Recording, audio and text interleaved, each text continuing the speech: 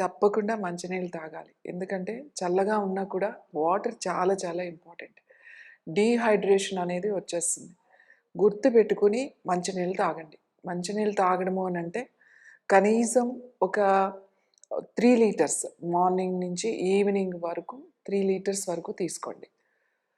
ఇంకొకటి తొందరగా జలుబు చేయడం, లేకపోతే ఇంకా కొన్ని వైరల్ ఇన్ఫెక్షన్స్ కూడా ఉన్నాయి మనకి.